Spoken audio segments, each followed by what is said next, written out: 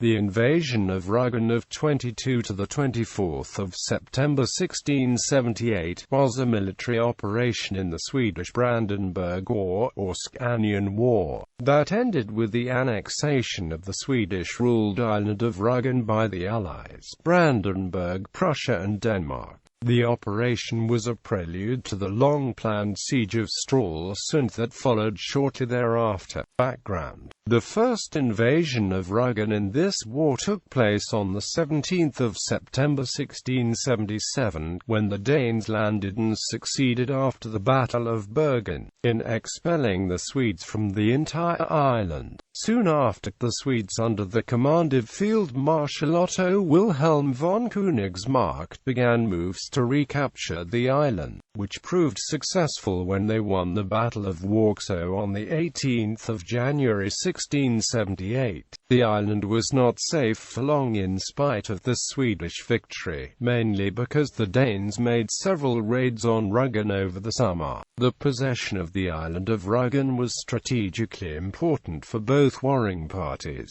as the side that controlled the island could also guarantee the supply of the most important fortress in Swedish Pomerania, namely the town of Stralsund, located on the mainland coast. The possession of the island was thus a prerequisite for a successful conquest of the fortress of Stralsund, which was in Swedish hands, by the allies of Brandenburg and Denmark.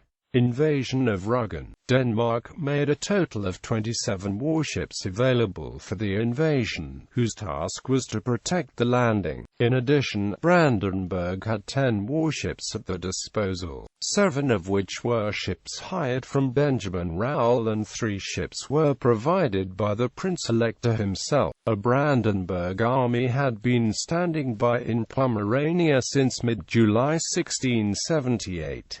The start of the operation was delayed by the late arrival of the Brandenburg squadron of warships ship under Benjamin Raoul, which only arrived in August.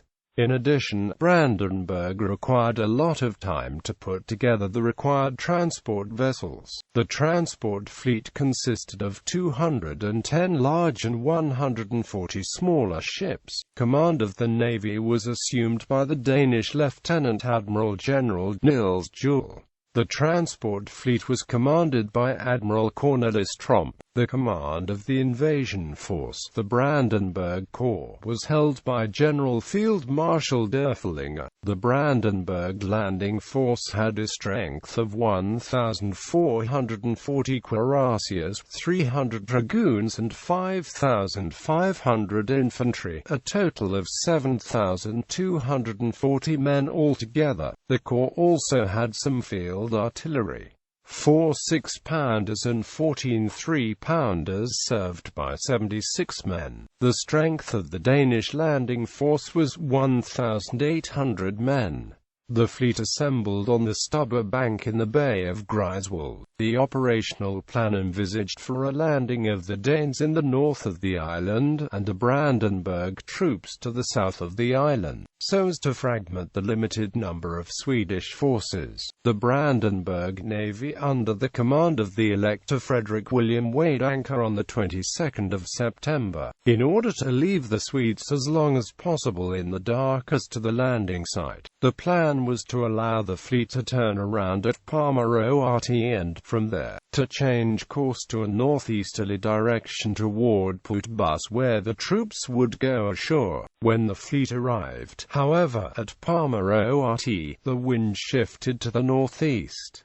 The planned maneuver was no longer feasible. Added to this was the fact that the Swedes had cannon posted on Zuda that now opened fire on the invasion fleet. In this critical situation, a cannonball struck close beside the Elector. Otherwise the damage was minimal, as the wind direction remained steady. They brought the fleet with great difficulty from out of firing range of the Swedish artillery and dropped anchor to wait for better winds. The same day, the Danes under command of Admiral Niels Juel, however, did succeed on the 22nd of September in landing at Cape Arcona, at the fishing village of Vittorio. A small Swedish body of troops in front of the town tried to oppose the landing, but was pushed back to the Scharber Spit. In this small battle, the Danes lost 57 dead and 52 wounded.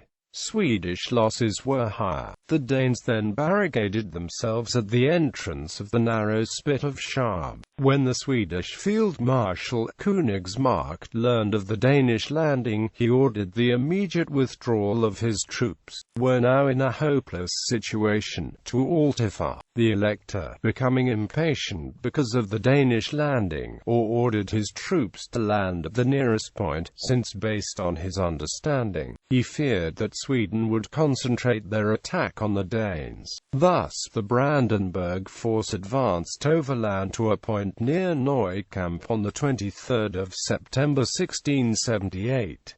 Here there was a Swedish redoubt with 8 guns and cavalry, which the invading troops engaged without success. When the growing number of Brandenburg troops brought their own cannon into action and fired on the redoubt, the Swedes withdrew. The landing force was completely ashore within 2 hours. In addition to the Elector, the Brandenburg Field Marshal Erflinger was also on the spot. The infantry that had landed earlier began at once, as previously practiced, to construct chevaux de frise to protect themselves against an expected attack. The Swede, Königsmark, who had rushed over from the Zuda Peninsula, retreated when he saw the Brandenburg army drawn up in full order of battle. In the subsequent pursuit of the Swedes by the Brandenburg cavalry, 200 Swedish prisoners were taken. Derflinger and his cavalry took off in pursuit of the Swedes on the morning of the 24th of September. The latter had now reached Altafar, where utter confusion broke out as they all wanted to get to Stralsund. The Brandenburg cavalry took advantage of this opportunity and stormed the ramparts. In doing so, they managed to take over 700 prisoners and 250 war horses, as well as all the cannon the Swedes possessed. Königsmark succeeded with great difficulty to escape, but many overcrowded boats sank during the crossing. Likewise, Brandenburg easily captured the important Neufahr redoubt. The personnel manning this redoubt consisted mainly of Danish and Brandenburg prisoners of war taken in January as a result of the defeat in the Battle of Warsaw. These prisoners revolted against the orders of the Swedish officers and handed over the redoubt without a fight to the Brandenburg troops. The island was now once again in the possession of the Allies.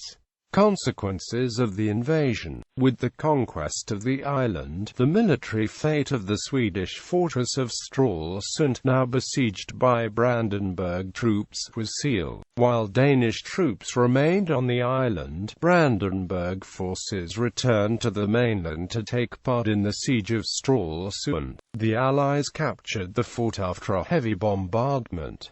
As a result, half the town went up in flames and burned until the 22nd of October 1678. The island was given as promised to the Danes, who occupied it until the conclusion of the treaty. After the Treaty of Saint-Germain on the 29th of June 1679, the island was again held by Swedes. The island itself was economically ruined thanks to the many battles and the large number of foreign troops, so that the Danish occupation troops had to be supplied from the Danish mainland until the end of the war. Commemoration. To commemorate the various landings on Rügen, the Prussian king, Frederick William IV, gave the order for the construction of 2 15-meter-high Prussia columns at the respective landing sites in 1854 and 1855. The monument at Neukamp, which portrays the great Elector Frederick William, was inaugurated on the 15th of October 1854.